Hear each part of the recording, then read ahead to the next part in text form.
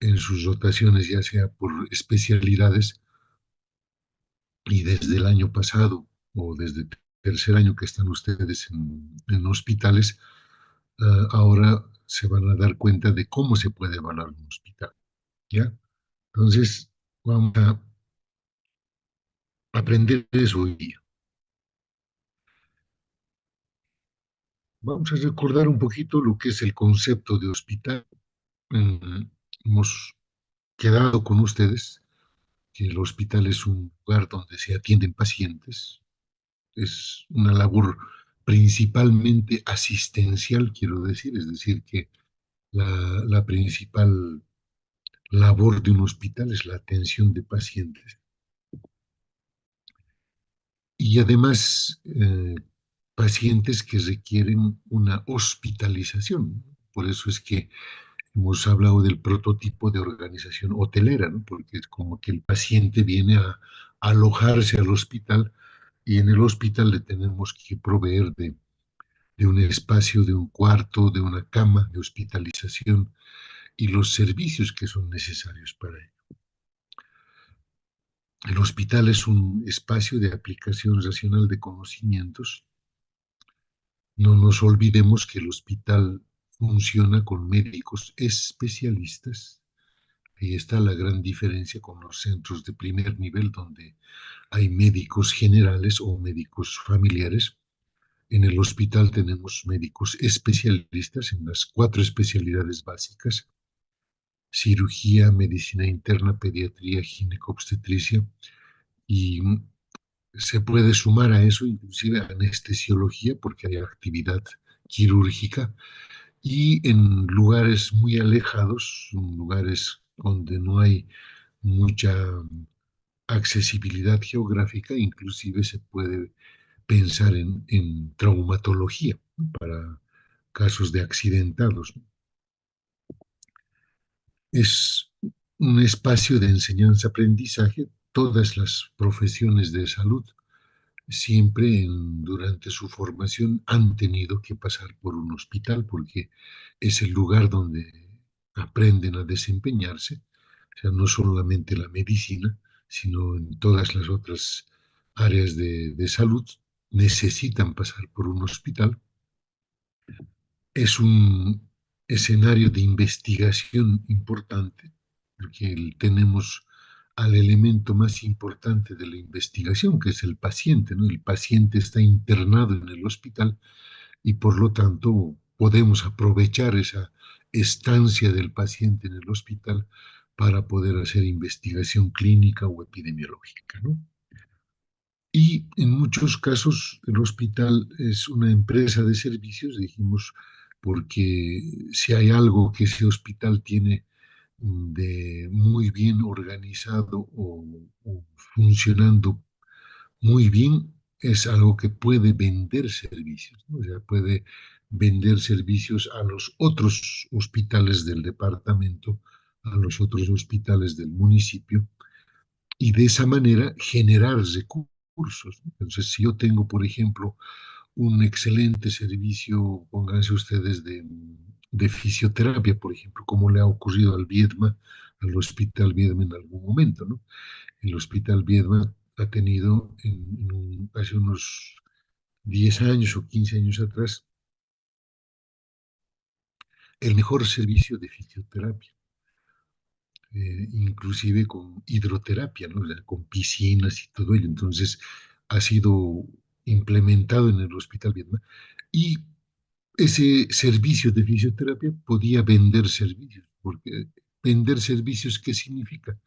No solo atender a los pacientes beneficiarios directos, sino también a pacientes que podían venir de otros servicios privados, ¿no? Por ejemplo, nos mandaban pacientes para rehabilitación y el Hospital Viedma tenía toda la capacidad resolutiva para hacerlo. Entonces, cuando un hospital tiene algún servicio que se precia de ser el único o uno de los pocos, digamos, de ofertarlo en el espacio geográfico donde está trabajando, puede vender servicios, ¿no? Entonces, la venta de servicios implica un beneficio para el hospital, ¿no? Porque estamos incrementando los ingresos del hospital. Muchas veces en Cochabamba, por ejemplo, esto es mal entendido por algunos médicos, ¿no? Muchos médicos dicen, el hospital Viedma es un hospital público, o sea, es para la gente pobre y por lo tanto no puede cobrar cosas.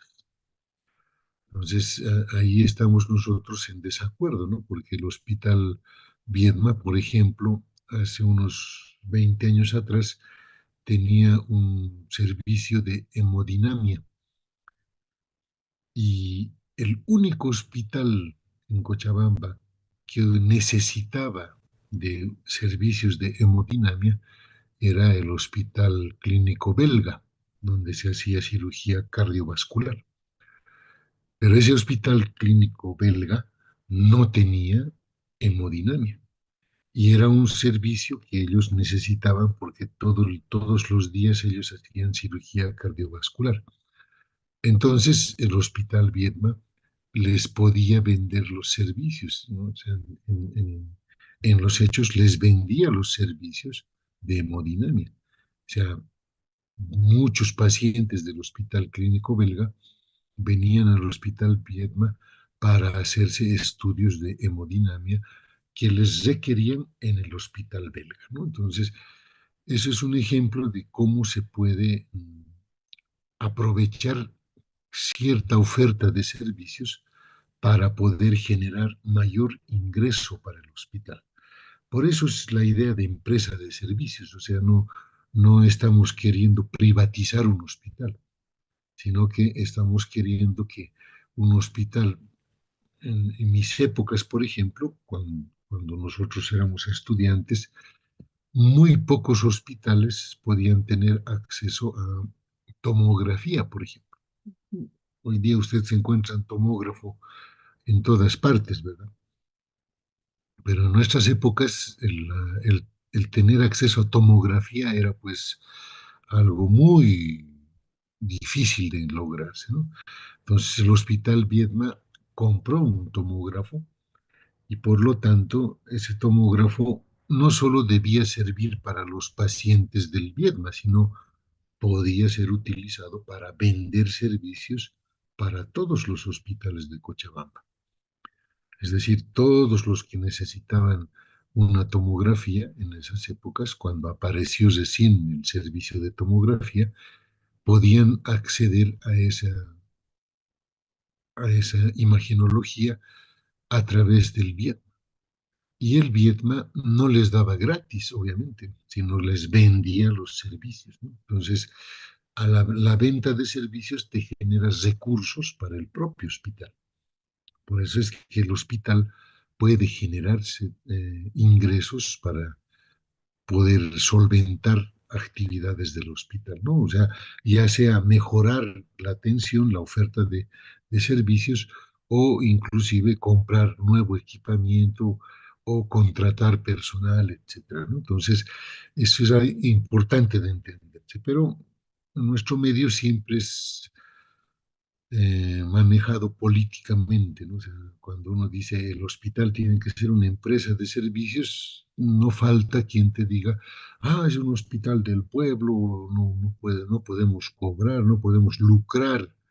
Nadie está diciendo que lucremos, solo estamos diciendo que el hospital puede vender servicios a otros hospitales que no tienen la misma capacidad instalada que nosotros, ¿no?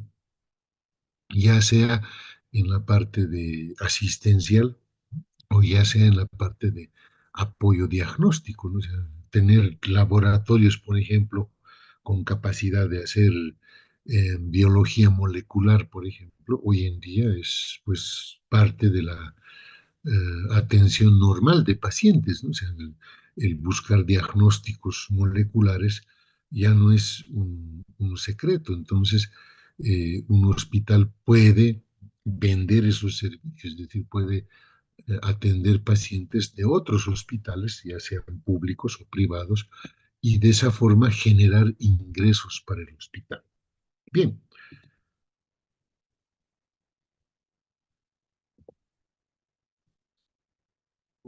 hemos visto que también coincide con estos conceptos que hemos dado porque la OMS dice un hospital es una parte integrante de la organización médico-social, tiene la función de dar a la población atención médica completa, tanto preventiva como curativa.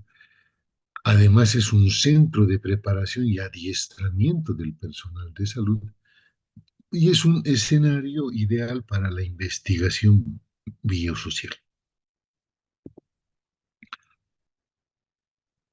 Hoy en día nosotros deberíamos ser exigentes en cuanto al criterio básico de un hospital de segundo nivel. Ya van a entender a qué me refiero. Un hospital de referencia es un hospital donde hay atención por especialistas.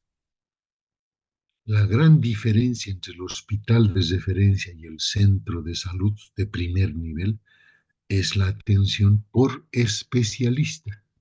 En un hospital sí o sí tienen que haber médicos especialistas, ¿no? En cirugía general, pediatría, ginecobstetricia o medicina interna, anestesiología cuando hay actividad quirúrgica. Por lo tanto, no puedo yo hablar de un hospital si no tiene especialistas. Segundo, el hospital tiene como función principal la hospitalización, quiere decir, el manejo de pacientes que requieren sí o sí de hospitalización. Por eso el hospital tiene la capacidad de alojar esos pacientes, de internar esos pacientes. ¿Ya? Entonces, su segunda función fundamental es la hospitalización. Entonces, hay médicos especialistas y que atienden a pacientes hospitalizados. Estos dos conceptos deben cumplirse 24 horas al día, 7 días a la semana. El concepto de 24/7 debe cumplirse en un hospital. No me sirve de nada, como ocurre actualmente, que hayan hospitales municipales, hospitales de referencia provinciales, en donde yo solo tenga el especialista 8 horas, ¿no? De 8 a 2 de la tarde y listo. Y después ese hospital esté atendido por médicos generales.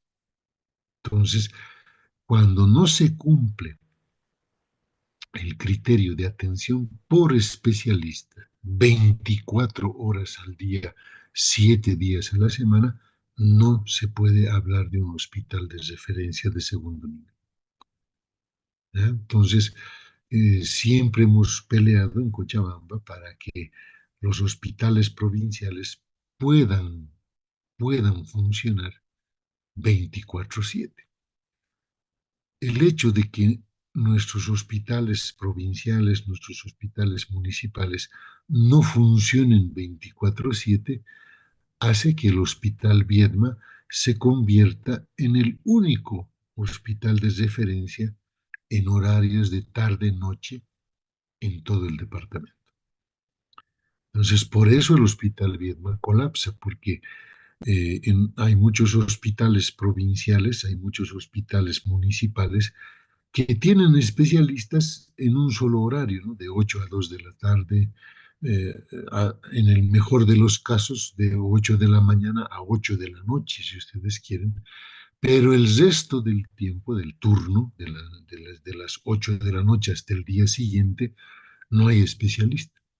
Y por lo tanto, los pacientes que llegan a un hospital en ese horario deben ser referidos, pues no queda de otra, ¿verdad? O sea, un médico general no va a resolver como un médico especialista, por lo tanto, lo único que puede hacer el médico general es referir pacientes al hospital de referencia y por lo tanto no cumple con el criterio básico de un hospital de segundo nivel.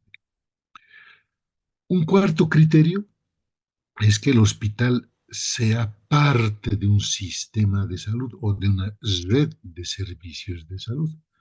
El hospital debe ayudar y complementar la atención de servicios de primer nivel. No puede existir un hospital en forma autónoma, independiente, que no sea alimentado por servicios de primer nivel. Inclusive en la idea privada, en los hospitales privados, la idea de tener quienes alimenten de pacientes al hospital existe. Muchas clínicas particulares en nuestro medio que tienen organizada una red de primeros niveles de atención, no solo en el área urbana, sino también en el área rural. ¿Cuál es el convenio que se hace con esos servicios? Se les proporciona inclusive atención priorizada, se les da un costo preferencial y en muchos casos inclusive se les brinda un porcentaje de del dinero de la atención a los médicos que han referido el paciente. Y de esa forma funcionan la mayor parte de los hospitales privados. O sea, un hospital privado invierte mucho dinero en su infraestructura, en su equipamiento, en los insumos y en la oferta de servicios. No es, no es barato eso, es decir, cuando uno genera un hospital privado, está invirtiendo muchos recursos. Por lo tanto, la idea es de que esos recursos invertidos rindan réditos a los inversores, ¿verdad? O sea, yo no voy a construir y implementar un hospital privado simplemente por solidaridad o por humanidad. Ya la mayor parte de los hospitales privados existen porque son excelentes negocios redituables para los inversores. Un hospital tiene ingresos, un hospital puede generar réditos cuando está bien organizado, cuando está bien administrado, pero cuando se ha invertido en ese hospital, ¿verdad? O sea, un hospital privado no es simplemente comprar una infraestructura. Un hospital hoy en día sabemos que debe ser construido con idea de hospital, con características específicas de hospital y que va a generar ingresos económicos para los que han invertido en ese hospital. Por eso es que la idea de ser parte de un sistema de salud no solo se circunscribe al sector de salud pública, ¿ya? Hasta los hospitales privados necesitan de un sistema de referencia y contrarreferencia, ¿no? O un sistema de referencias, resoluciones de todo, ¿ya? Entonces eso es importante entender. ¿Qué ofrece el hospital? ¿Cuál es su cartera de servicios? Un hospital ofrece un paquete complementario de actividades al primer nivel de atención. Es decir, el hospital no tiene que hacer lo que hace el centro de salud.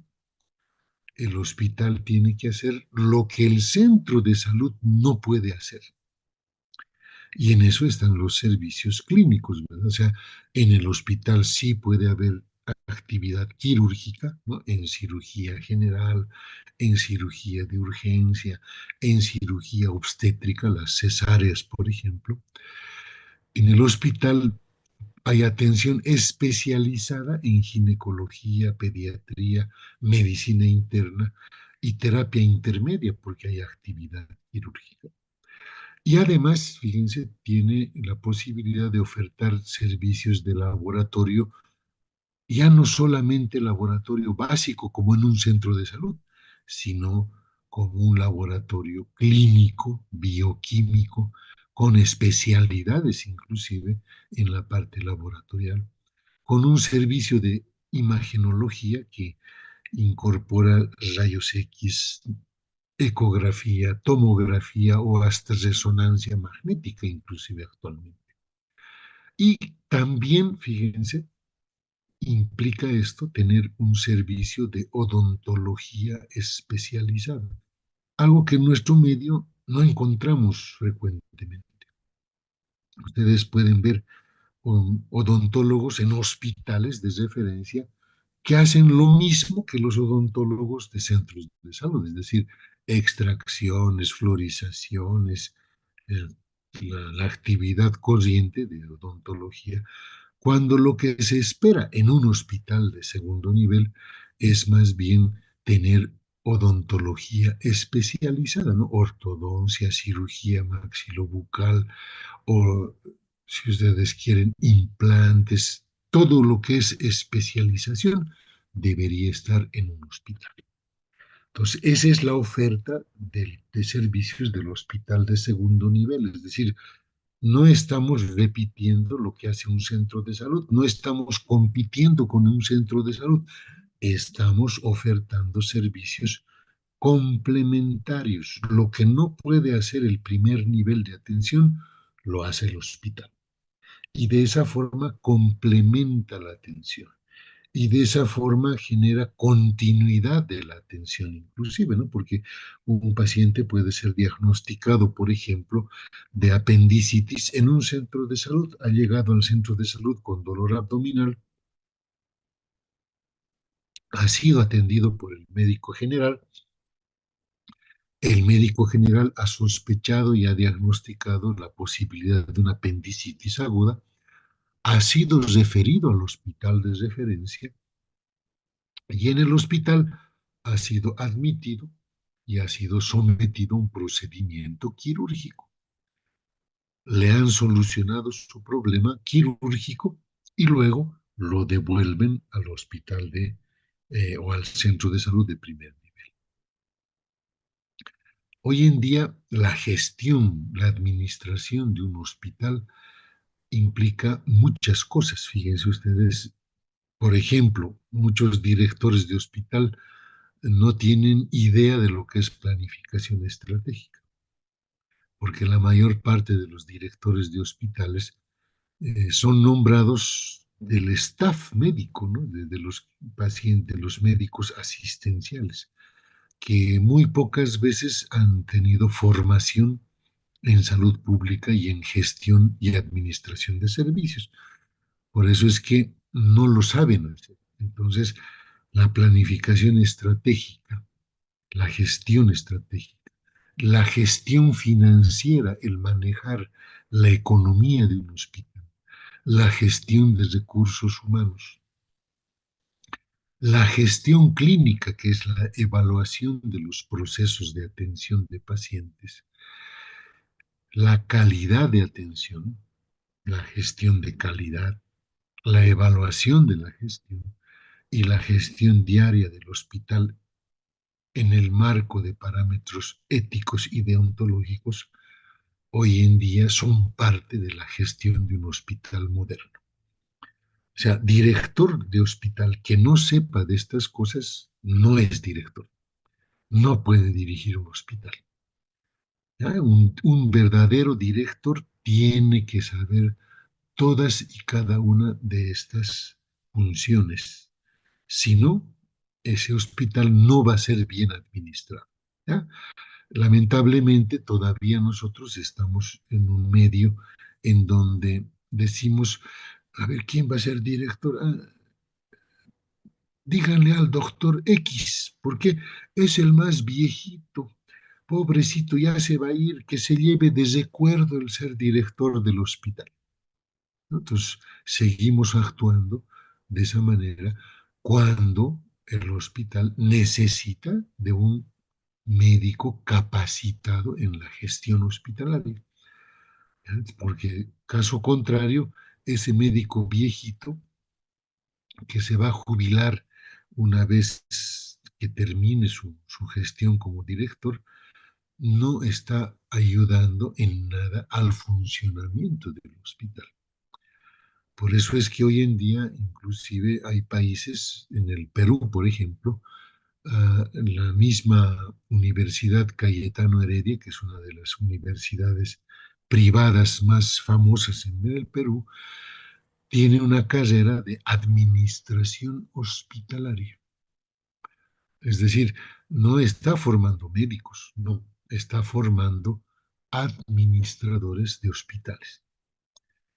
Entonces les enseñan a los que cursan esa carrera a cómo se administra un hospital, con todos estos criterios que están viendo, ¿no? O sea, planificación estratégica, gestión financiera, gestión de recursos humanos, gestión clínica, ¿no? Gestión de calidad, evaluación hospitalaria, gestión diaria del hospital y el marco de ética y de ontología en la atención. Entonces, fíjense cómo esto es diferente en otros países. Ahora vamos a nuestro tema del día, ¿no? Nosotros queremos ver la evaluación de un hospital de referencia. El primer concepto que tenemos que entender para ello lo están viendo en esta diapositiva. La cama de hospitalización se convierte en el eje de la administración hospitalaria. ¿Y por qué? Porque tener una cama de hospitalización como la que están viendo en esta diapositiva aquí al medio implica, ¿ya? ¿Qué implica? Tener que pagar horas médico. ¿Qué significa esto? Un médico tiene que venir a atender a este paciente en algún momento, ¿no? O sea, el médico tiene que visitar al paciente, si lo ha hospitalizado, ver cómo está evolucionando día tras día hasta su alta del paciente. Pero no solo es el médico que trabaja con este paciente en la cama de hospitalización, también son las licenciadas enfermeras que se ocupan de la medicación y de cumplir las indicaciones médicas. También está un auxiliar de enfermería que se ocupa del confort y la atención del paciente que está hospitalizado. En algún momento también personal de imagenología y laboratorio van a venir a esta cama a tomar muestras del paciente, muestras biológicas o a tomar, por ejemplo, una ecografía o una radiografía que se necesite en ese paciente. En caso extremadamente necesario, este paciente con esta cama que tiene estas rueditas que ven puede ser llevado al servicio de imagenología para que le hagan una tomografía o una resonancia magnética. Seguimos invirtiendo en este paciente, en esta cama de hospitalización, y le garantizamos seguridad todas las 24 horas del día. Le ofertamos servicios básicos como luz, agua, baño, televisión. Le hemos instalado, como ven ustedes acá, oxígeno central y aspiración para casos necesarios. Ese paciente se alimenta todos los días, es decir, come, pues desayuna, almuerza y cena en el hospital. Por lo tanto, eso también tengo que prever para ese paciente y lo propio, la limpieza, el aseo y la ropa de cama, ¿verdad? No le puedo decir a un paciente, usted tiene que estar 10 días con el mismo pijama, con la misma sábana, no, o sea, tengo que prever limpieza y ropa de cama. Entonces, todos estos elementos que acabamos de mencionar se convierten en costos relacionados con la cama de hospitalización. Cada vez que yo implemento y oferto una cama de hospitalización, tengo que pensar que estoy ofertando todo esto, toda esta inversión económica que le cuesta al hospital. Una cama de hospitalización tiene estos costos relacionados, costos asociados. Si no lo entiendo así, no voy a poder administrar mi hospital. Estos costos hacen que yo entienda que esta cama debe tener un paciente, porque si no hay un paciente, como esta fotito con la cama vacía, implica que estoy gastando todos estos otros costos y no estás retornando nada al hospital. Si hay un paciente aquí internado y echadito, entonces los costos de atención me van a hacer recuperar estos costos de inversión o inclusive hasta generar rédito, ¿no? O sea, ganar dinero de esos pacientes. Entonces, eso es lo que hay que entender. ¿Sí? Les doy un ejemplo. Ahora que he retornado a trabajar al SEDES Cochabamba, al Servicio Departamental de Salud, estamos viendo el caso de Quillacollo. Quillacollo va a ser beneficiado con la construcción de un nuevo hospital con cooperación coreana, 100%, un proyecto llave en mano. Y estábamos discutiendo, porque les habían pedido del Ministerio de Salud, el justificar el número de camas. Y cuando yo les pregunté cuántas camas están pensando ustedes, y me dijeron 180. Bueno, la población de Quillacollo, ¿a cuánto llega como municipio, como provincia? Y bueno, o sea, es 250.000 habitantes para 180 camas. Uno puede decir, está bien, la OPS te dice debería haber una cama por cada 1.000 habitantes. 250.000 habitantes implica un hospital de 250 camas, pero ellos estaban solamente pidiendo 180. Sin embargo, les habían pedido una justificación de ese número de camas. Entonces yo les pregunto, les digo, ¿cuántas camas tiene actualmente el Hospital Benigno Sánchez de Quillacollo? Y ellos me dicen 70. Entonces les digo, por eso les están pidiendo una justificación. O sea, ¿por qué vas a subir de 70 camas que actualmente tiene el Hospital de Quillacollo a 180? O sea, no es simplemente pensar y decir, no, es que va a ser un hospital nuevo y queremos que sea más grande. No. Entonces había que evaluar la producción de ese hospital. ¿Ya? ¿Cómo se evalúa la producción de un hospital? Lo vamos a ver ahora con ustedes. Primero, el número de camas. Estamos diciendo que la OPS o OMS recomiendan una cama por cada 1.000 habitantes.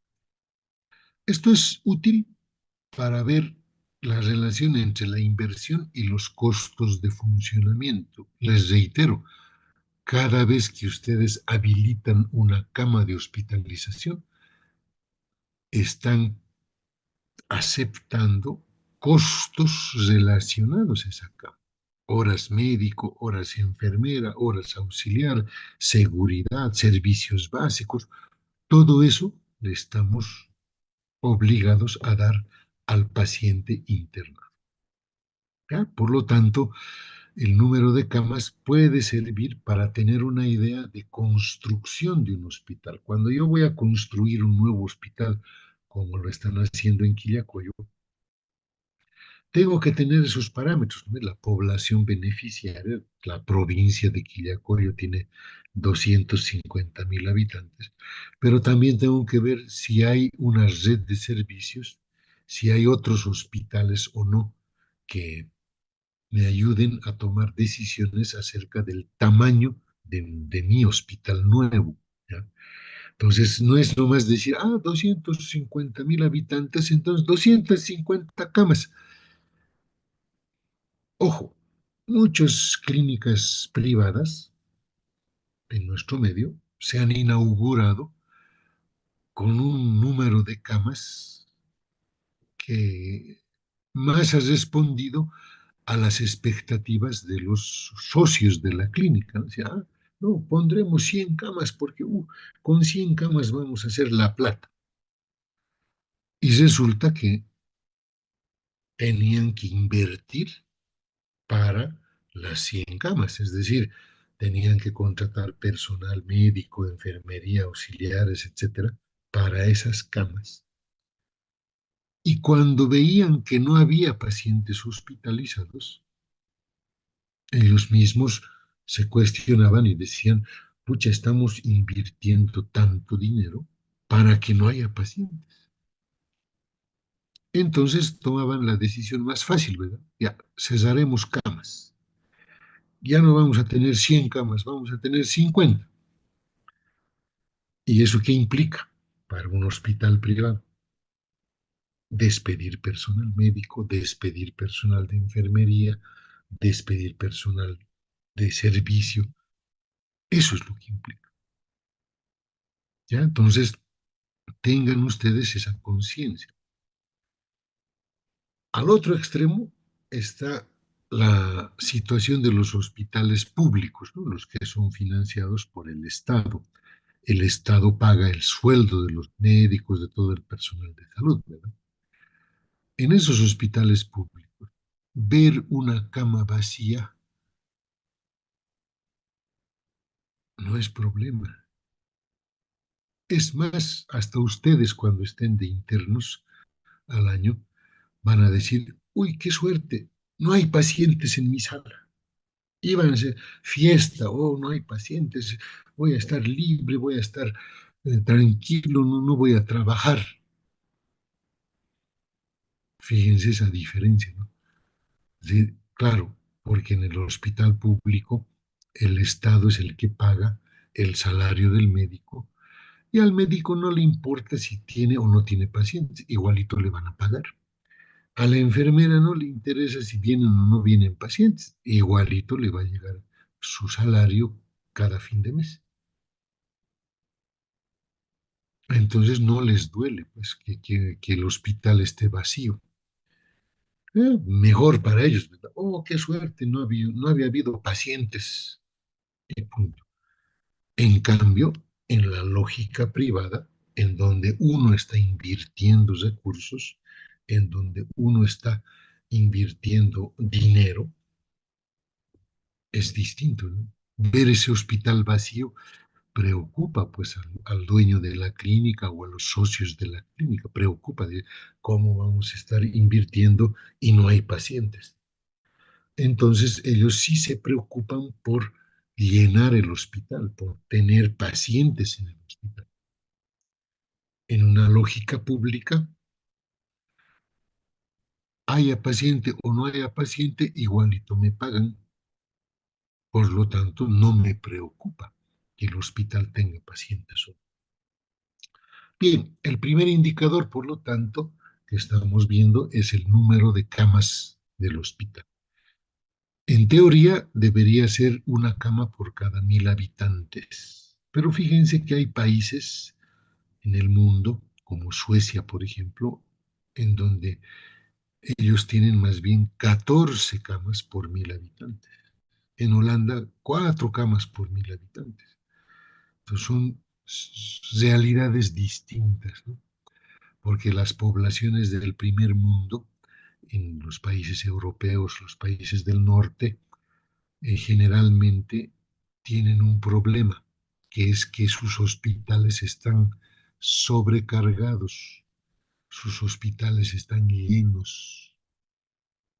Por lo tanto, tienen que aumentar su capacidad instalada de camas para poder atender esa demanda de hospitalización. ¿Ya? Entonces, cuando yo tengo mucha demanda de hospitalización, no me queda otra que aumentar pues el número de camas. Si ya está lleno mi hospital, tengo que aumentar el número de camas para poder abastecer y dar respuesta a esa demanda de atención, sabiendo que cada cama que voy a habilitar implica costos relacionados, ¿verdad? Como hemos visto hace rato, médico, enfermera, auxiliar, seguridad, servicios básicos y todo eso. Entonces, ojo con ello. Aprendan ustedes a entender que mañana no se rían, no se pongan felices cuando en su sala de hospitalización no haya pacientes. Aún para ustedes va a ser felicidad. ¿No? No tengo pacientes, no hay trabajo, voy a pasar el día rascándome. No debería preocuparles, porque esa cama de hospitalización está invirtiendo recursos y no está generando ingreso, no está siquiera compensando la inversión que estoy haciendo. No solo es tener camas. En la evaluación hospitalaria, nosotros evaluamos la ocupación de esas camas. Ya me han entendido ustedes por qué me preocupa que la cama esté ocupada con paciente, ¿verdad? Porque hay costos relacionados que no puedo yo seguir gastando y la cama esté vacía. Por ello, calculo la tasa de ocupación de camas. ¿Qué quiere decir? El porcentaje de ocupación de camas. ¿Qué quiere decir esto? Que hay días cama disponibles, de acuerdo a mi capacidad instalada, y yo lo que tengo que ver es de esas camas, 10 camas disponibles, cuántas camas están ocupadas con paciente. ¿Ya? El ideal, si ustedes quieren, porque este es un indicador de eficiencia, porque implica recursos económicos, el ideal es que sea más del 80%. ¿Qué quiere decir? Que del 100% de días cama disponibles que tengo, disponibles, por lo menos ocupe el 80%. Con ese 80% uno puede decir estoy entrando en equilibrio financiero, estoy invirtiendo en esas camas, porque no solo es la cama, ya hemos visto, es atención médica, de enfermería, servicios, etcétera, y estoy recuperando esa inversión. Y en una lógica privada, inclusive lo que tengo que buscar, y es lógico, es beneficio económico. O sea, ninguno de ustedes va a invertir en una clínica particular para hacer solidaridad y humanidad, ¿verdad? O sea, ustedes van a invertir recursos a futuro, se van a hacer socios de una clínica para ganar dinero, ¿verdad? Para ganar de la función que están haciendo. Entonces, fíjense, nos interesa saber el porcentaje de ocupación de cama. Ya sea que esté en hospital público o privado, pero me interesa que mis camas estén ocupadas, por lo menos en un 80%. Fíjense, ¿qué pasa cuando un hospital me dice, a ver, ¿cuánto es su porcentaje de ocupación de camas? Y me dice, 20%. Entonces ya se dan cuenta ustedes que ese 20% es pues pérdida total en ese hospital. Ah, sí, es hospital público. Felices pues, los de los que están trabajando ahí, no tienen trabajo y van a cobrar igual. Pero en un hospital privado, en donde estamos invirtiendo nuestros propios recursos, ya no me puede alegrar eso, ¿no? O sea, más bien lo que yo voy a buscar es que mi hospital privado esté lleno de pacientes, que las camas estén ocupadas más del 80%. ¿Qué pasa cuando hay un valor alto? ¿Sí? ¿Cuánto es tu porcentaje de ocupación de camas? Ah, nosotros hemos llegado al 95%. Está muy bien, está bien. O sea, estás utilizando bien tus camas, estás teniendo buena afluencia de pacientes, tu hospital está lleno casi todo el tiempo. Perfecto, está bien. ¿Ya? Entonces, hay que ver eso. Segundo indicador relacionado con la cama de hospitalización, la duración media de estadía. ¿Qué quiere decir esto? ¿Cuántos días se queda hospitalizado mi paciente en el hospital? ¿Cuántos días se queda hospitalizado? Entonces, fíjense, esto es igual, se calcula con el número de días de hospitalización en el numerador dividido por el número de altas hospitalarias, ¿no? Los que han sido dados de alta. Este indicador, a diferencia del anterior, sigue siendo un indicador también de eficiencia, porque a mí me interesa que el paciente se quede estrictamente los días necesarios para su manejo. Hoy en día, inclusive, la tendencia a nivel mundial es que los pacientes se queden lo menos posible en el hospital, el menor número de días posible hospitalizados. ¿Por qué? Porque hoy en día el estar hospitalizado se ha convertido en un factor de riesgo de otras patologías o enfermedades. El paciente que se queda mucho tiempo en el hospital está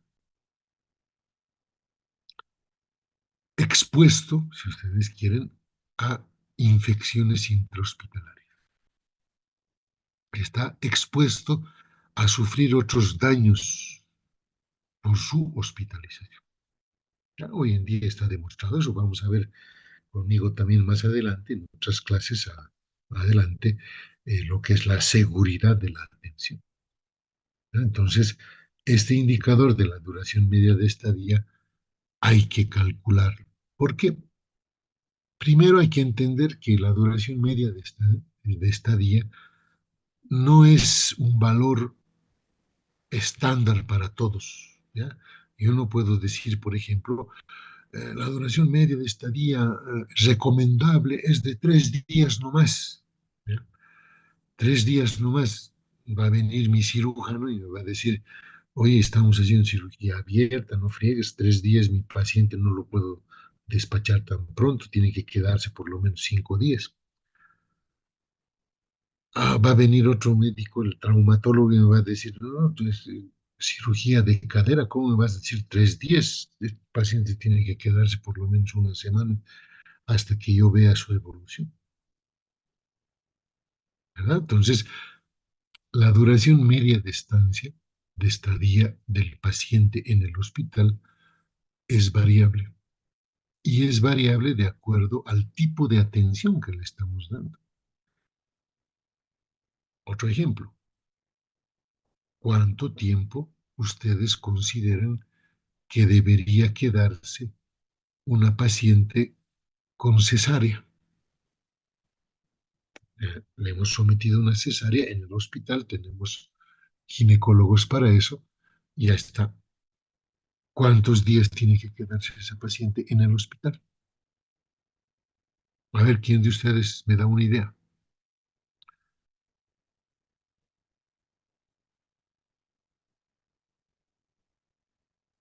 ¿Cuántos días debe quedarse? Yo vi que se quedan 2 o 3 días. Muy bien. 2 a 3 días cuando es cesárea. Muy bien. Distinto es que yo te diga, ¿y cuántos días debe quedarse una paciente con parto egotóxico?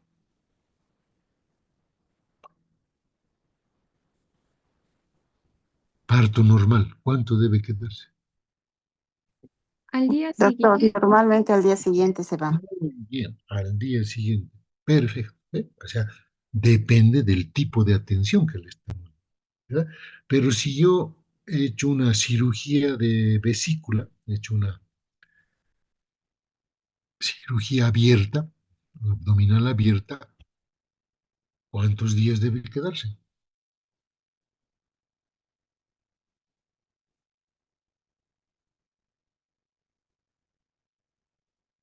Y ya no es un día, ¿verdad?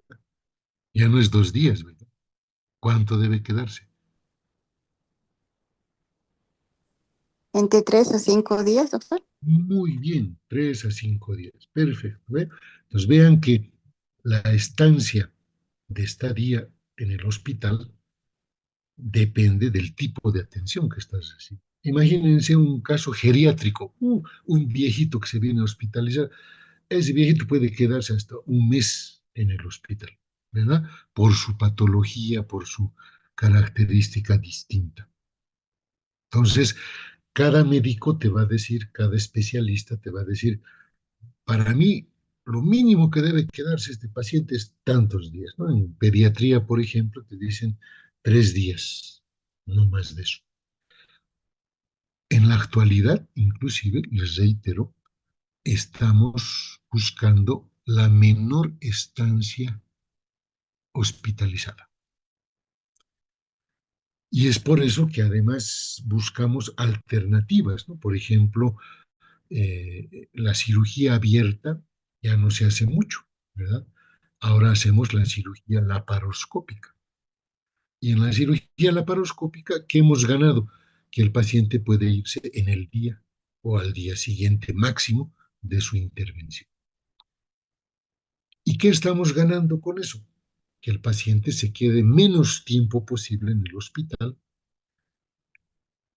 que tengamos camas disponibles para pacientes que necesitan hospitalizarse, que es el otro objetivo, porque es distinto. Cuando mi hospital tiene camas vacías, ¿qué tengo que hacer? Hay que promover servicios, hay que hacer propaganda, hay que buscar promocionar el hospital, hay que hacer ofertas atractivas para los pacientes para intentar de que vengan más pacientes. ¿Y qué hago cuando el hospital está lleno? Mi hospital está lleno, está con lista de espera, inclusive pacientes están esperando para hospitalizarse. Entonces es distinta esa realidad. Y ahí lo que yo tengo que buscar es cómo busco menos días de hospitalización para los pacientes. ¿Con qué objetivo? De dar atención a los que están esperando, ¿verdad? O sea, no puedo dejarlos esperando pues, a los pacientes. Entonces, también tengo que buscar alternativas para que se queden menos tiempo posible en el hospital. ¿Por qué? Porque mi hospital está con lista de espera, está lleno, la gente está esperando allá afuera. Entonces, tengo que entender esas situaciones. Pero ahora quiero ir al punto central de la duración media de estadía. Y mi pregunta es, ¿por qué un paciente se quedaría más días de lo esperado en el hospital? ¿Qué es lo que provocaría mayor número de días de hospitalización?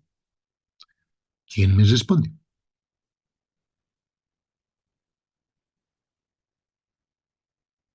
¿Por qué se queda un paciente más días en el hospital?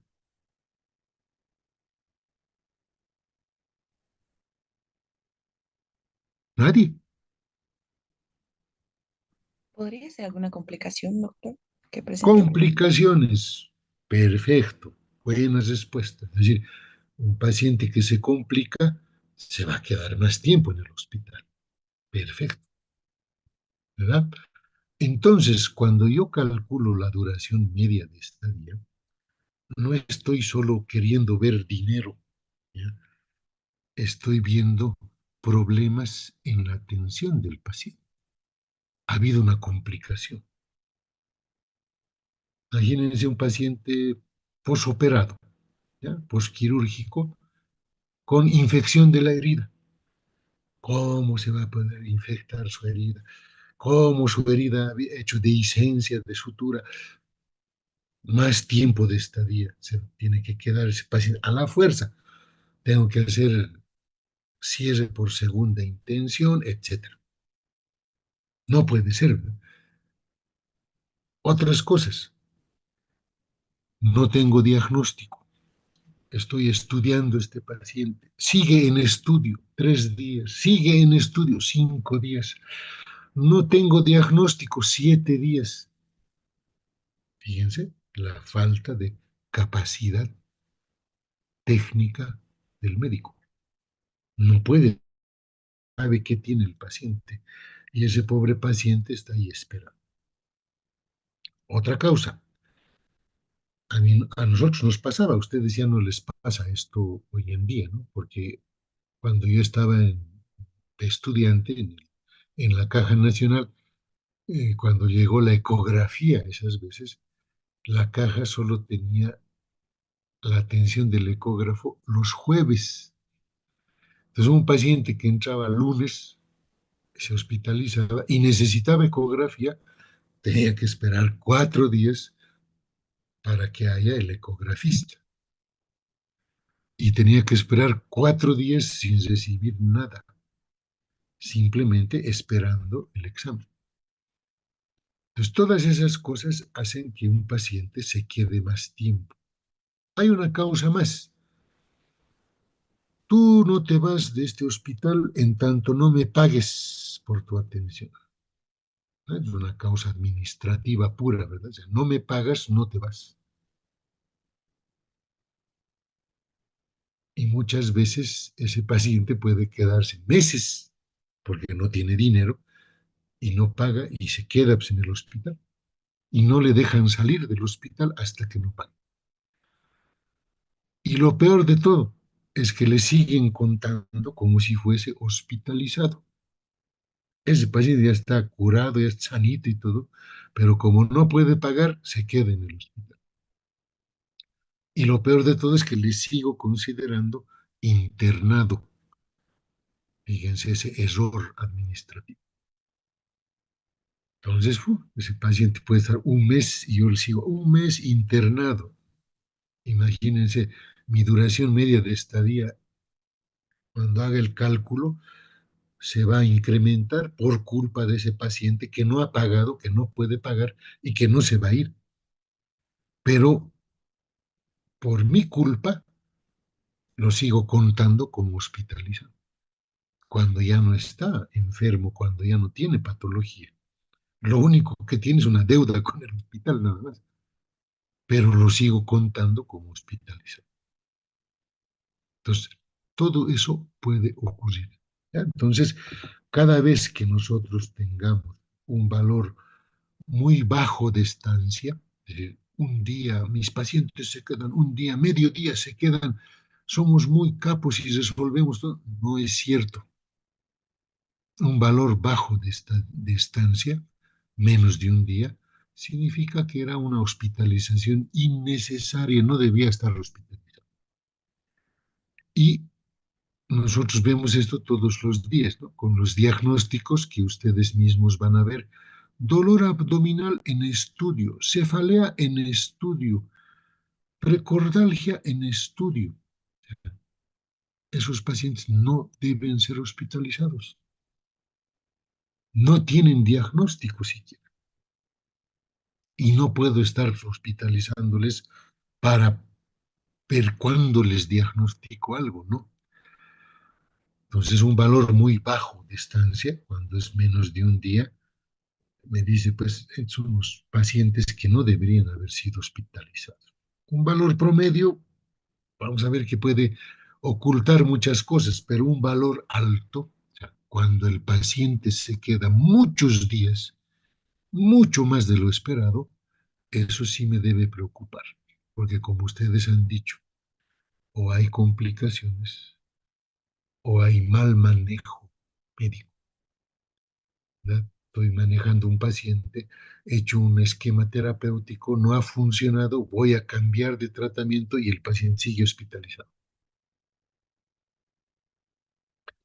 Hoy en día, les reitero, la hospitalización es un riesgo para el paciente. Un paciente que se queda mucho tiempo en el hospital está siendo sometido a un riesgo y principalmente el riesgo son las infecciones intrahospitalarias. Hoy en día la tendencia internacional es a reducir el tiempo de estadía, que el paciente se quede lo menos posible en el hospital. ¿Ya? Entonces, fíjense, el aprovechamiento de la cama se mide a partir del principio de que el número de camas de un hospital debe estar acorde con el volumen y gravedad de los pacientes que debe atender. Esto implica que toda persona que necesite de hospitalización debería poder acceder a una cama hospitalaria en el momento que lo necesite. O sea, eso que me digan, mi hospital está saturado, está sobrecargado, no tengo campo, fíjense lo que me provoca para un paciente que necesita hospitalización. Cada paciente hospitalizado debería permanecer en el hospital el tiempo mínimo requerido para lograr que regrese a su estado de normalidad o que pueda recibir una atención ambulatoria. Hoy en día tendemos a eso, darles de alta lo más pronto posible y que puedan ser controlados en forma ambulatoria. Pero fíjense esta última idea. El hospital no debe tener nunca camas vacías. Así que ustedes olvídense de eso, de que, ay, gracias a Dios no hay pacientes en mi sala. Ay, no voy a trabajar hoy día, no voy a hacer evoluciones, no voy a ver nada. Eso no puede ser una felicidad para ustedes. Porque si ese hospital no tiene pacientes, entonces es un hospital vacío. ¿Y de qué me sirve un hospital vacío? De nada, ¿verdad? Entonces, no se alegren de esas cosas. Les voy a enseñar dos indicadores más para evaluación hospitalaria. El índice de rotación. ¿Qué dice el índice de rotación? Dice el número promedio de personas que pasan por una cama durante un periodo dado. Un ejemplo. Por esta cama 203, ¿cuántos pacientes han pasado en el último mes? Revisamos con las enfermeras los datos y me dicen 10 pacientes han utilizado esta cama en el último mes. Ah, 10 pacientes. O sea que 10 entre 30 son 3 días se han quedado por lo menos. Ah, qué bien. Este hospital está bien utilizado, está con pacientes, está lleno. Pero si me dicen, por esta cama, un paciente nomás ha pasado el último mes, un paciente en 30 días, estoy perdiendo otra vez, ¿verdad? O sea, todo lo que invierta en una cama para que entre un paciente al mes no puede ser. ¿Ya? Entonces, ese es el índice de rotación, es decir, cuántos pacientes han pasado, se han internado en esta cama el último mes o los últimos 3 meses, depende del tiempo que ustedes quieran evaluar. ¿Cuántos pacientes? Pues si esa cifra es alta, está bien, tu hospital está lleno, tu hospital está siendo bien utilizado, todo lo que quieras. Pero si esa cifra es muy baja, un paciente al mes, imagínate invertir en una clínica privada y que apenas tengas un paciente al mes. No da, ¿verdad? No da. Entonces, la interpretación es fácil, da la idea de la variabilidad de enfermedades y los pacientes que se tratan en el servicio e indica el uso que le estamos dando a cada cama y de esta manera expresamos la eficiencia. Un último indicador, el intervalo de sustitución. Parece difícil el nombre, pero no es difícil. Tú has dado de alta a un paciente. Fíjense, aquí tenemos 2 camas vacías. Recién se han ido de alta. ¿En cuánto tiempo vuelve a venir otro paciente? En promedio. Entonces, si te dicen, nuestro intervalo de sustitución es 30 minutos, ¿qué quiere decir? Has dado de alta y en 30 minutos ya hay otro paciente. Buena utilización, hospital lleno, con alta demanda, perfecto. Pero si te dicen, intervalo de sustitución, 3 días, ¿qué quiere decir? que has dado de alta a un paciente y en 3 días recién vino otro paciente a la misma cama. Entonces su intervalo de sustitución es muy prolongado. Hospital vacío, hospital que no es utilizado por el paciente. Entonces, esa es la otra forma de calcular el uso de las camas. ¿Por qué tanto molesta, doctor Illanes, con las camas? Porque les he demostrado de que una cama de hospitalización tiene costos relacionados que son una inversión, pues, o sea, horas médico, horas enfermera, horas auxiliar, horas imaginología, seguridad, servicios básicos, alimentación, limpieza, todo eso tengo que hacerlo, pues tengo que garantizarlo. No puedo dejar de hacer eso, es decir, cada cama de hospitalización me cuesta. Por lo tanto, me interesa saber si esa cama se usa, se utiliza o no, porcentaje de ocupación de cama. Me interesa saber cuántos días se queda un paciente hospitalizado, promedio de estancia hospitalaria.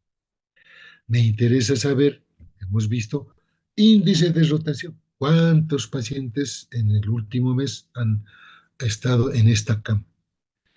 O me interesa saber en cuánto tiempo, en promedio, vuelve una cama desocupada a estar ocupada. Un paciente que hemos dado de alta, ¿en cuánto tiempo viene otro paciente a esa misma cama? Entonces, si ustedes se dan cuenta, me interesa que estos indicadores tengan un resultado positivo, ¿verdad? O sea, un intervalo de sustitución de 30 minutos, 15 minutos, de ahí nace, por ejemplo, el concepto de cama caliente, ¿verdad? O sea, el paciente que ha sido dado de alta, la cama ni se ha enfriado y ya está otro paciente, ¿no? Está entrando a cama caliente, decimos. O sea, que es un hospital que está pues lleno, con lista de espera, los pacientes están a ese rato para volver a entrar a las camas. Entonces, eso es importante para nosotros de saber. Bien, tasa de utilización de hospital no lo vamos a tomar en cuenta. ¿Por qué? Porque la tasa de utilización que hemos aprendido en servicios de primer nivel, en primer nivel decíamos que la población venga pues a utilizar su servicio, que venga por lo menos una vez al año a consultar, ¿verdad? A una consulta médica. Y decíamos, la tasa de utilización, mientras más cerca uno, perfecto, está bien utilizado. En un hospital no puedo buscar eso. Es como decir que yo quisiera que todos se hospitalicen una vez al año, ¿no? Entonces, no puedo desear algo negativo a la población. La tasa de utilización de los hospitales no puede buscarse. ¿Por qué? Porque ¿qué porcentaje de la población va a necesitar hospitalización? 10 a 15%, nada más. Y eso es lo que me interesa que usen el hospital, ¿verdad? Porque los demás deben ser resueltos en su consulta médica, en su primer nivel, con atención primaria en salud, en un 80-85%. Solo el 15%, 10 a 15%, necesitarán de hospitalización. Por lo tanto, tasa de admisión o tasa de utilización hospitalaria no se utiliza, no se hace. Ahora, yo puedo evaluar mi hospital desde dos puntos de vista, uno cuantitativo y otro cualitativo. Por ejemplo, la hospitalización la puedo evaluar cuantitativamente, sí. ¿Cuántas camas tiene este hospital? ¿Cuál es el porcentaje de ocupación de camas? ¿Cuál es el promedio de días de estancia? ¿Cuál es la rotación de camas? O sea, todo eso es número, todo eso es estadística, evaluación cuantitativa. Pero también me interesaría hacer una evaluación cualitativa. Por ejemplo, pertinencia de la hospitalización. Este paciente, ¿en verdad ¿Debería estar hospitalizado? ¿Este diagnóstico amerita hospitalización? No.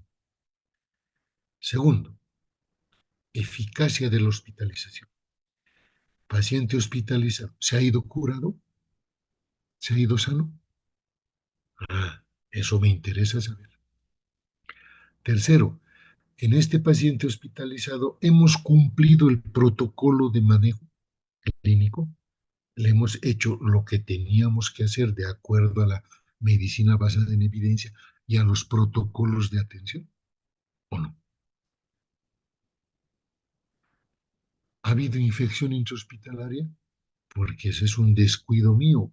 Cuando hay infecciones intrahospitalarias, quiere decir que el hospital no ha tomado las previsiones y no maneja criterios de bioseguridad. Entonces, una infección intrahospitalaria no es chiste. Una infección intrahospitalaria implica descuido de nuestro personal, que no hemos hecho bien las cosas, que no hemos hecho bien la bioseguridad. Y está apareciendo una infección intrahospitalaria, algo que a mi paciente que ha entrado con un diagnóstico X se le está sumando la infección intrahospitalaria. Y se va a quedar más tiempo hospitalizado y va a requerir más medicamentos, antibióticos de última generación, más caros, etcétera. Entonces, ahí está la evaluación cualitativa. O sea, no es nomás que yo me preocupe en la cantidad, en los porcentajes, en los promedios de día, no. También me debo preocupar de los indicadores cualitativos, con qué calidad estamos manejando estos pacientes. Indicadores para hospital deben ser construidos, por eso está esta diapositiva en la que les dice, debemos tener un nombre del indicador, una definición, un objetivo del indicador, cómo se calcularía, qué va en su fórmula, qué va en el numerador, qué va en el denominador, de dónde sacamos los datos, cada qué tiempo lo vamos a calcular ese indicador, cómo se interpreta, cómo se entiende ese indicador y cuál es el estándar de referencia. ¿Ya? O sea, cuál es el valor normal esperado o el valor aceptable de un indicador hospitalario. Entonces, fíjense, en un hospital yo puedo calcular, por ejemplo, la productividad hora médico, cuánto está trabajando el médico, su rendimiento hora, la utilización de los consultorios, el promedio de exámenes de laboratorio por paciente atendido en consulta externa, el promedio de días de estadía, ya lo conocemos, ¿verdad? El intervalo de sustitución de camas, ya lo conocemos, ¿verdad? El porcentaje de ocupación de camas, ya lo conocemos. El rendimiento de cama, cuántos pacientes se internan en esa cama en un tiempo determinado. Ya los conocemos. Fíjense, 5, 6, 7 y 8 son indicadores de camas de hospitalización. Puedo calcular la razón de emergencias por consulta médica, de urgencias, lo propio, el rendimiento del quirófano, ¿ya? El rendimiento de sala de operaciones para emergencias, para cirugías selectivas, porque me interesa que mis quirófanos también sean bien utilizados, ¿verdad? O sea, ¿para qué voy a tener 5 quirófanos y me dicen cuántas cirugías han tenido en la semana? Una. ¿Para qué tengo 5 quirófanos para una cirugía? Entonces, mis quirófanos también tengo que evaluar para que se utilicen, pues, porque cuesta invertir en un quirófano, cuesta equipar el quirófano, cuesta el equipamiento específico del quirófano, me cuesta la instrumentadora, me cuesta la, el personal de apoyo. Todo eso me está costando en un hospital. Y para que no se operen, para que no se use, no conviene, ¿verdad? Entonces, por eso medimos muchos de estos indicadores, ¿no? Y fíjense cómo en el 16 aparece infecciones intrahospitalarias otra vez. mortalidad, porcentaje de cesáreas. ¿Por qué en un hospital medimos porcentaje de cesáreas? Porque ustedes han aprendido en ginecobstetricia que hay indicaciones absolutas para cesárea. Es decir, sí o sí hay que operar. Indicaciones relativas de cesárea, es decir, que puedes o no puedes operar. Si mi hospital tiene una alta tasa de cesáreas, 50%, por ejemplo, tengo que explicar por qué. Si en mi explicación justifico bien ese 50% de cesáreas, no hay problema. Pero si no puedo justificar, eso implica que estoy sometiendo a muchas parturientas a un riesgo anestésico y a un riesgo quirúrgico, sin motivo, porque podía haber tenido su parto normal. Entonces, por eso medimos la tasa de cesárea. Y luego vamos a medir todas las mortalidades, es decir, en el hospital. Lo ideal es que en nuestro hospital no se muera nadie, pero tampoco somos perfectos ni dioses, ¿verdad? Tampoco podemos decir, todo el mundo se va a curar. No, pues hay pacientes que te llegan complicados y se mueren por su complicación. Hay pacientes que están en estado terminal y se mueren. Pero también hay pacientes que han llegado caminando al hospital y se han muerto. Entonces yo tengo que evaluar, pues, qué ha pasado con esos pacientes. A ver, el que se ha muerto en el hospital X, se ha muerto porque tenía un cáncer terminal. Perfecto, tranquilos. Pero paciente Y llegó caminando y se murió. ¿Qué pasó? ¿Dónde se complicó? ¿Qué le hicieron? ¿Qué diagnóstico tenía? ¿Cómo lo estaban manejando? Me tiene que preocupar, ¿verdad? Me tiene que preocupar. Cirugías suspendidas. A ver, a ustedes les gustaría que les digan, el lunes es tu cirugía y ustedes el domingo se están internando y el lunes les dicen, se ha suspendido tu cirugía, tienes que volver otro día. ¿Acaso no les va a molestar a ustedes? No pueden suspenderse cirugías. Es que se ha suspendido porque el quirófano se ha contaminado. Ya, entendible. Pero si se ha suspendido una cirugía programada, ¿por qué? Es que no había personal. Es culpa del hospital, pues. Es que el cirujano no ha venido. Es culpa del cirujano, pues. Es que no había anestesiólogo. Es culpa del anestesiólogo. O sea, yo no le puedo hacer pagar platos rotos al paciente, ¿verdad? Cuando se suspende una cirugía, alguien tiene la culpa, alguien tiene la responsabilidad. Y fíjense, hay muchos otros indicadores hospitalarios que, como dice acá, ¿no? El 24, intervenciones quirúrgicas programadas suspendidas. De eso estábamos hablando.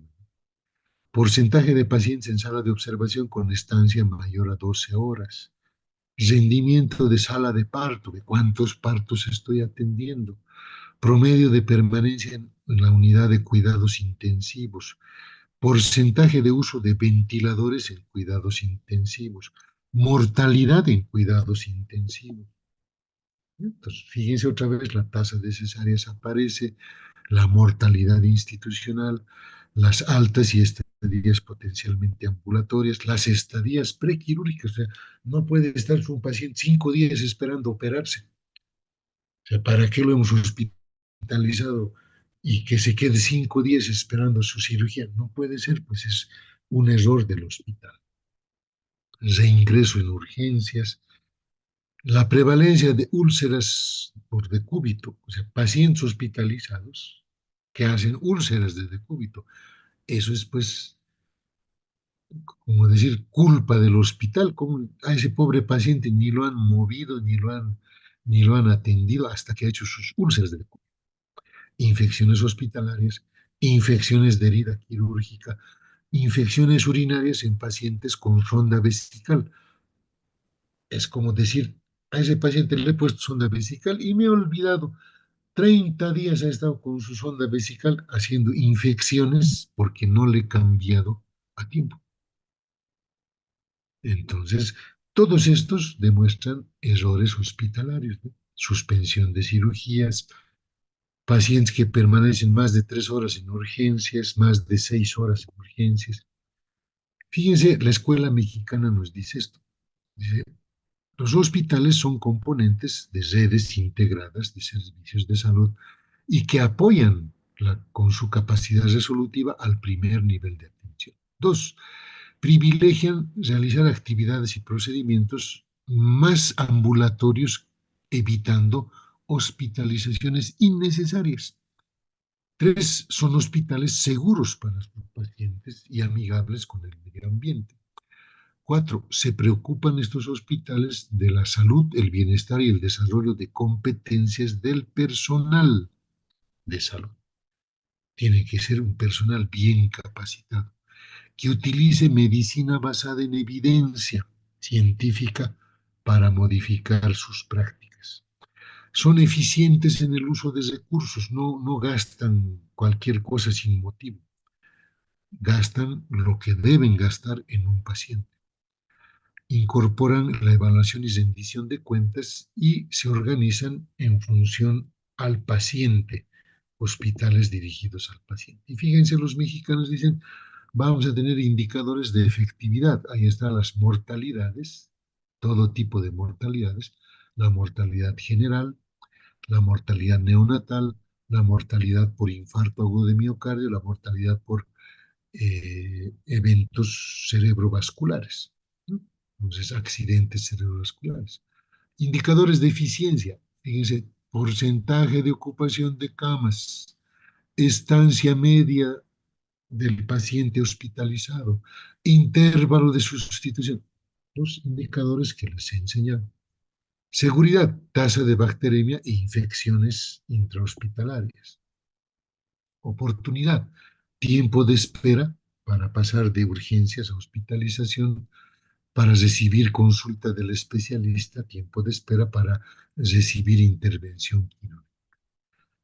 Indicadores con enfoque en el paciente, satisfacción con la atención, satisfacción con la información recibida.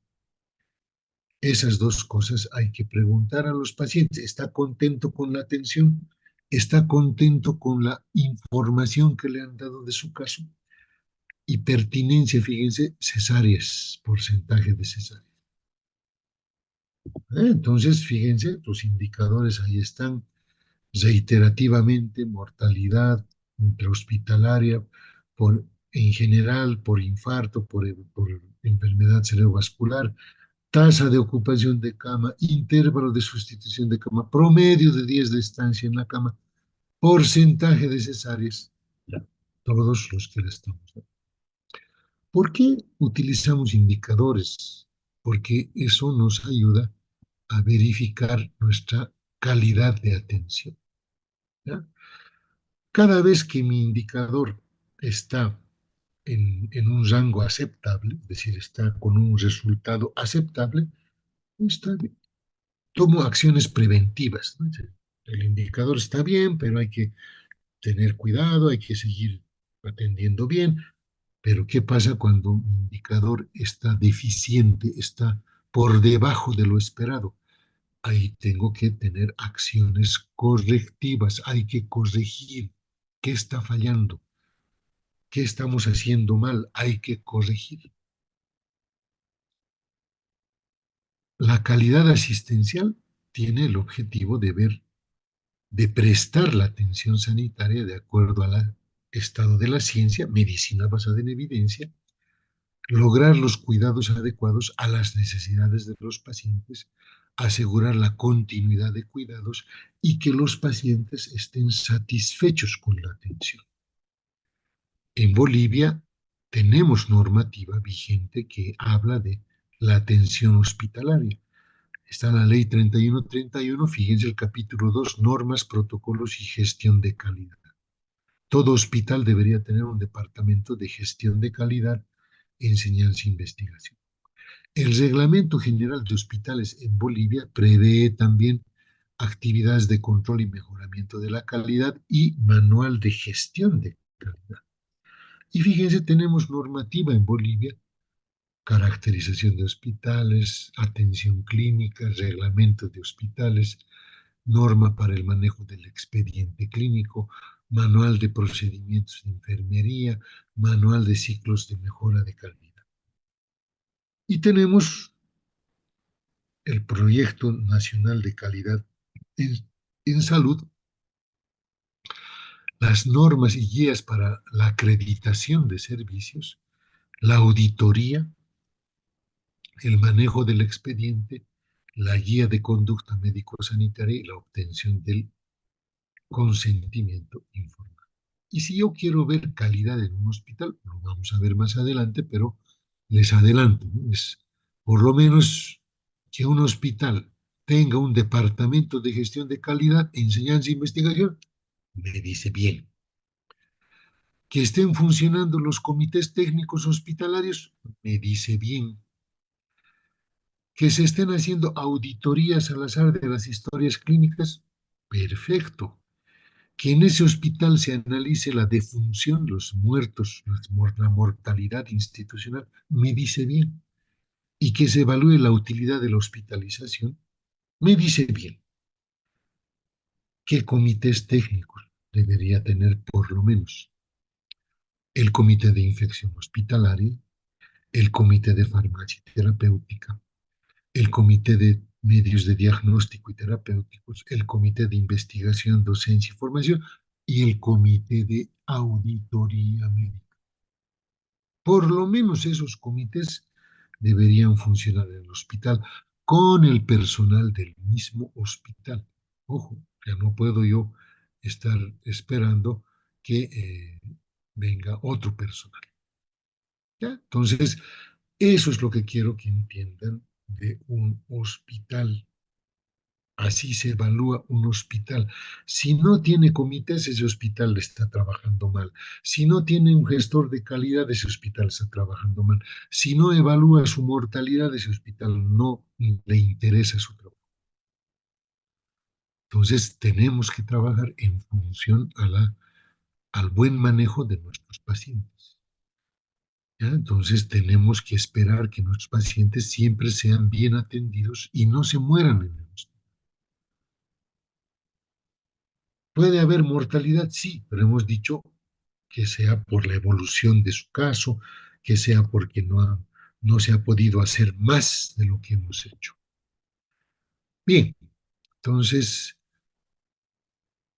eso es lo que yo les puedo hablar de evaluación hospitalaria. Me interesa que ustedes sepan mucho de ello. Y hemos quedado en que también hoy les tengo que presentar la práctica número 3.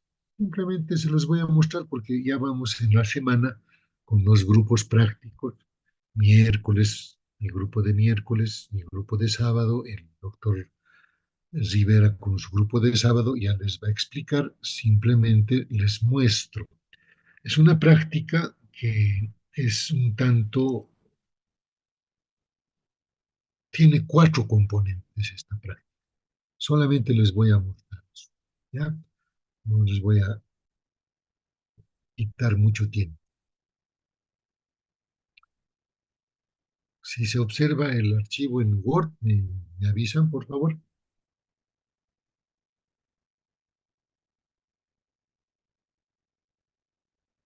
Ya. Entonces, fíjense esta práctica número 3. Tiene una primera parte en la que vamos a repasar conceptos de hospital, ¿no? Entonces, hay preguntas, como esta en la primera, que dice, cite al menos 3 elementos que en su criterio forman parte del concepto de hospital. ¿Por qué se dice que el hospital debe ser complementario al primer nivel de atención dentro de un sistema de salud? ¿Cuál debería ser la oferta de servicios de un hospital básico de referencia? Estamos repasando lo que hemos avanzado. ¿Cómo se construiría el indicador de duración media de estadía? ¿Qué va en el numerador? ¿Qué va en el denominador? ¿Qué cosas podemos hacer? Tres posibilidades de intervención para reducir la estadía de pacientes hospitalizados, para que estén menos tiempo hospitalizados. Otra pregunta, le estoy diciendo, en el hospital de Sacaba, que cuenta con 30 camas, para una población de 150.000 habitantes, tiene una ocupación de 45%. ¿Por qué este porcentaje? ¿Por qué tan baja su ocupación? En un servicio de cirugía general, el promedio de días de estadía ha resultado ser de 12 días, porque sabiendo que el tiempo de hospitalización esperado es de 5, porque estos pacientes en este servicio de cirugía están 12 días en promedio hospitalizados. Y como indicadores de calidad les menciono la auditoría de expediente clínico, las reuniones de junta médica, la auditoría de manejo clínico, para que ustedes digan cuál es la utilidad, por qué se hace eso, para qué se hace eso. Y les pregunto además si estas actividades las han visto en sus hospitales donde realizan su rotación. Entonces, ahí es control de lectura, pueden utilizar las presentaciones de clase, lo que hemos visto en la clase, no hay ningún problema. Luego les presento un caso. Les digo, este hospital de 150.000 habitantes, segundo nivel, tiene estas camas disponibles 55, su porcentaje de ocupación de camas total es 61, en maternidad 86, en otros servicios 47, el promedio de estancia hospitalaria es tal. No les estoy pidiendo que ustedes analicen, solo les estoy pidiendo que ustedes vean si están de acuerdo o no con estas interpretaciones. Difícil es pedirles a ustedes que interpreten, difícil, ¿verdad? No están tan acostumbrados a eso. Pero si yo les doy una interpretación y solo les pregunto, ¿estás de acuerdo o no? Entonces, fíjense, hay 10 interpretaciones que ustedes tendrán que decir si están de acuerdo o no con esas interpretaciones. Luego viene la construcción de indicadores de evaluación hospitalaria. Eso lo vamos a ver en clase también con cada grupo, pero hay que construir en base a estos postulados, a estos indicadores, hay que construir. ¿Cómo construyo ese indicador? ¿Qué va en el denominador? Ahí está el esquema de construcción y un ejemplo inclusive. Nombre del indicador, fórmula de cálculo, propósito, estándar de referencia, que debería ser lo normal, interpretación del indicador y cada qué tiempo hay que calcular.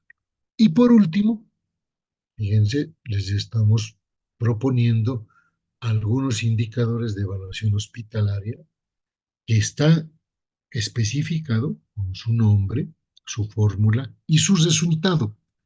Ahí sí queremos ver su análisis. Por ejemplo, cuerpo extraño abandonado accidentalmente durante acto quirúrgico.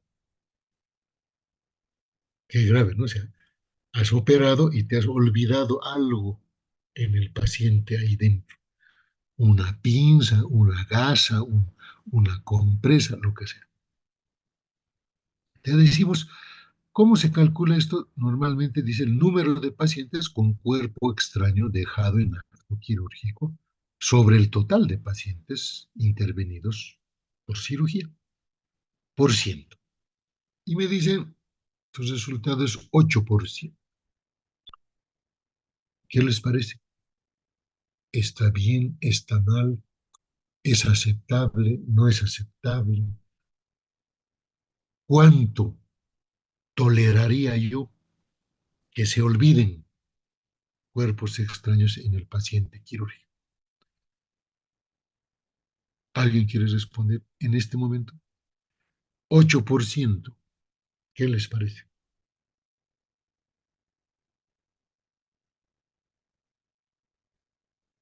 ¿Está bien? ¿Está mal? ¿Está alto? ¿Está bajo? ¿Qué está? Se han olvidado un cuerpo extraño en el paciente operado. ¿Aceptan eso ustedes? ¿Está bien el 8%? Todos nos podemos equivocar. ¿Alguna vez nos vamos a olvidar algo? ¿Qué dicen? Ya, les acepto que no digan nada ahora, porque eso lo van a ver en las clases prácticas con su docente de espejo. ¿No? Entonces son 8 indicadores o 6 indicadores, perdón, que les estoy colocando que hay que interpretar.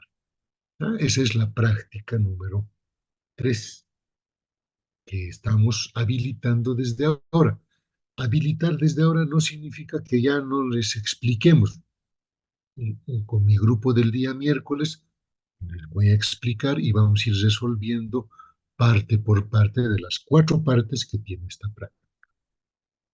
Y en 2 semanas deberíamos concluirla, es decir, los 2 primeros componentes la primera semana y los otros 2 la segunda semana. ¿Estamos de acuerdo?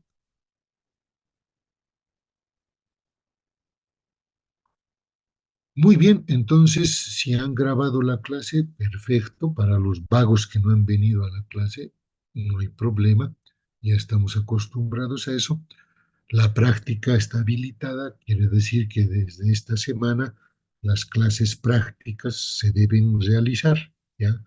Ya sea presencial o virtual, de acuerdo a lo que hemos acordado con ustedes, pero hay que ir explicándoles esas prácticas.